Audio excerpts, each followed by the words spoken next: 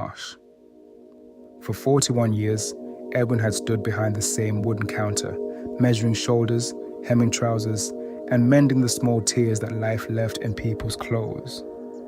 His shop sat on a quiet corner of Main Street, wedged between a shuttered bookstore and a diner that served coffee too weak to wake anyone up. The bell above his door rang the same soft note it had rung since 1985, and Edwin answered it the same way every time, with a nod, a small smile, and the same worn brown apron tied around his waist. Nobody in Ashford Hollow thought much about Edwin Marsh. He drove a 15-year-old pickup truck with a dented tailgate. He ate lunch alone at the counter of his shop, usually a sandwich wrapped in wax paper that he'd made himself that morning. He wore the same 3 shirts in rotation, each one patched at the elbow by his own steady hand. If you'd asked anyone on Main Street to describe Edwin, they would have used one word: modest. They would have been wrong, or rather, they would have only been half right. Edwin Marsh was, in fact, worth just under $4 million. He had built this fortune the way a tailor builds a suit, one careful stitch at a time, over decades, with a patience that most people mistake for slowness. It began in 1979, when Edwin was 26 years old and had just inherited his father's shop along with $1,100 in savings. His father had died that spring, quietly, the way he'd lived, and had left behind a note along with the keys to the shop. The note said only, "Keep the lights on and keep your word." Edwin had folded that note and tucked it into the same drawer where he would later keep his ledger, and he never took it out again because he never needed to. He knew it by heart. Most young men in his position might have spent that money on a car, a vacation, or simply let it sit untouched in a checking account, forgotten. Edwin did something different. He walked 3 blocks to the only bank in town and opened a brokerage account. He invested $900 into a simple, low-cost index fund, tracking the broader market, and he kept $200 as a cushion. Then, he went back to his shop and got to work. Every month after that, without fail, Edwin set aside a fixed percentage of what the shop earned. Never a fixed dollar amount, always a percentage, so that the amount grew as his business grew, and he added it to that same account. He didn't check the balance daily.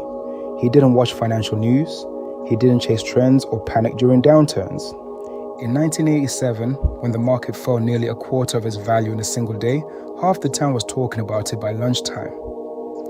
Edwin remembered the radio in his shop crackling with the news, the announcer's voice tight and fast in a way that voices on that radio never usually were. A neighbor came in that same afternoon to pick up a suit and asked Edwin, only half joking, if he'd lost his shirt along with everyone else. Edwin had laughed and said he still had plenty of shirts, thank you, and went right on measuring the man's shoulders. He did not sell. He simply kept adding his monthly contribution, as he always did, buying more shares at lower prices without a second thought, the same as he had the month before and the month before that. In 2001, and again in 2008, when neighbors whispered about their retirement accounts being cut in half, Edwin kept stitching hems and kept making his deposits.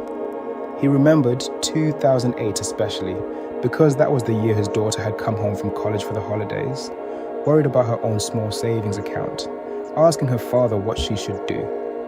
Edwin had told her the same thing he told himself every single day without needing to say it out loud. Time is patient. Be patient with it. She hadn't understood then. She would understand later. He told no one else, not his employees, not his neighbors, not the men who came in twice a year to have their good suits taken in or let out. For a long stretch of years, he didn't even tell his own daughter the size of what he'd built, only the shape of the habit that was building it. He simply lived quietly, worked steadily, and let the decades do the arithmetic he had set in motion so long ago. The story of Edwin Marsh might have stayed hidden forever, tucked away like the ledger he kept in a locked drawer. Charlie was 23, freshly out of college and deeply unhappy with the number in his own bank account. He had studied business, of all things, and still felt like nobody had ever actually taught him what to do with money once he had it. He'd graduated with a degree and a modest pile of debt, and every month felt like a small defeat, watching his paycheck disappear into rent and takeout and the vague, restless feeling that he was falling behind some race that everyone else seemed to already understand the rules of. He'd taken a job at the local hardware store to save money while he figured out his next move.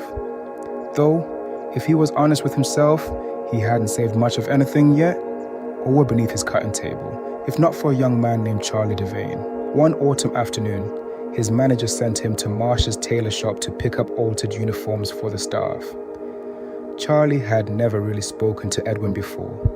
He knew him only as the quiet old man who fixed zippers and cuffs, the kind of fixture on Main Street you stop noticing after a while, the way you stop noticing a lamppost you walk past every day. That day, waiting for the uniforms, Charlie noticed something odd. On the wall behind the counter, half hidden by a rack of finished shirts, hung a small, faded photograph of a much younger Edwin standing beside a chalkboard that read, "Grand Opening, 1979. 40 years in one place," Charlie said, more to make conversation than anything else. "Doesn't it ever feel like you're stuck?" Edwin looked up from the shirt he was folding and smiled the way a man smiles when he's heard a question 1,000 times and still finds it interesting. "Stuck implies I wanted to go somewhere else," he said. "I built exactly what I wanted to build. It just doesn't look like much from the outside." Charlie laughed a little awkwardly. "No offense, but what exactly did you build?" "It's a tailor shop." Edwin set the shirt down. He studied Charlie for a long moment. Not unkindly, but the way a man studies someone who's about to learn something important. The way he might study a piece of fabric before deciding exactly where to cut it. "Sit down for a minute," Edwin said. "I'll tell you what I actually built." He told Charlie everything.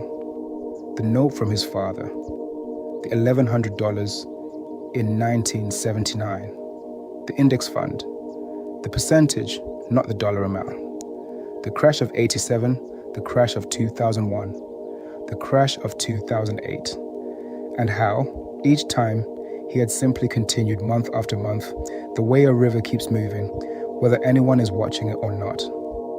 He told Charlie that he still lived in the same 2-bedroom house he'd bought in 1983, paid off in full since 1998. He told him he drove the same truck because it still ran, and that a newer one wouldn't get him to the shop any faster. Charlie listened, and the more he listened, the more uncomfortable he felt, because none of it sounded like the stories he'd grown up hearing about getting rich.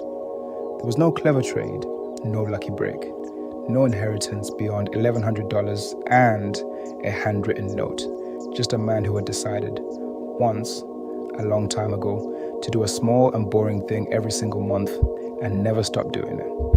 "Why?" Charlie finally asked. "Why not enjoy it? You could travel, you could retire, you could buy anything you wanted." "I do enjoy it," Edwin said. "I enjoy not needing anything." That's the part nobody tells you. Money doesn't buy happiness, but it buys freedom from worry, and freedom from worry is close enough to happiness that most people can't tell the difference. I worried about money for exactly the first few years of my life, and then I decided I was done worrying. And the only way to be done worrying was to stop needing things I hadn't already paid for. He reached beneath the cutting table and pulled out the locked drawer, unlocking it, with a small brass key he kept on a string around his neck. Inside was a single ledger, its leather cover cracked with age, its pages soft at the edges from 4 decades of handling. He opened it to the most recent page and turned it so Charlie could see the number written there in neat, careful handwriting. The same handwriting he used to mark hems and measurements. Charlie's breath caught in his throat. That can't be real." "It's real," Edwin said. "It's also boring. That's the secret nobody wants to hear. There's no trick, no genius stock pick, no secret formula. I just decided, a very long time ago, that I would spend less than I earned, invest the difference without interruption, and let time do what time does." 41 years is a long time, Charlie. Most people give up after 4.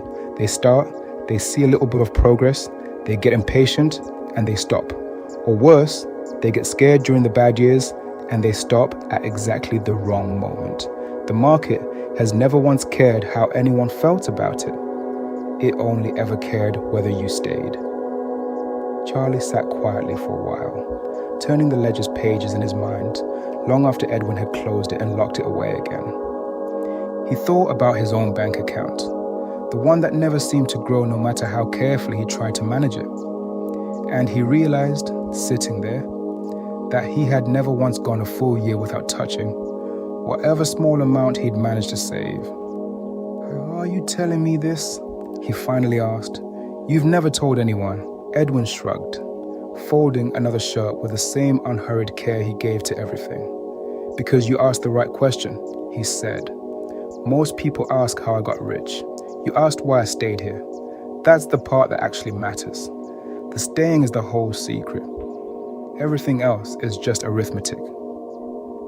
Charlie left the shop that day with the altered uniforms under his arm and something else entirely on his mind. He didn't go home and pour his savings into some quick scheme. He didn't quit his job at the hardware store. He didn't even tell his friends what he'd seen in that ledger, because somehow he understood, without being told, that the number itself wasn't really the point. Instead, the following Monday, he walked into the same bank Edwin had walked into decades before. The same brass door handles, the same wood-paneled lobby that had barely changed in 40 years. And he opened an account of his own. It wasn't much, $300 to start. But it was a percentage, not a fixed amount. And he promised himself, the way Edwin had, that he would keep adding to it no matter what the headlines said, no matter how slow it felt, no matter how invisible the progress seemed at first. There would be months, he knew, when $300 would feel like nothing at all. A rounding error against everything he still owed and everything he still wanted. But he thought about Edwin's ledger and about a man who had once been 26 years old with nothing but $1,100 and a note from his father. And he decided that nothing was exactly where every quiet fortune had ever begun. Years later, after Edwin Marsh had finally retired, not because he needed the money, but because his hands had simply grown tired of holding a needle, the tailor shop passed to new owners. The bell above the door still rang with that same soft note. The wooden counter stayed exactly where it had always been, worn smooth in the same places by decades of elbows and fabric and patient hands. But if you walked in and looked closely at the wall behind the register, you would still find that faded photograph from 1979, and beside it now, a small handwritten card that Charlie Devane had framed and hung there himself. It read simply, "The secret was never a secret. It was just patience, wearing an apron." And somewhere across town, in a modest house that Charlie was slowly, steadily paying down faster than the schedule required, a small brokerage account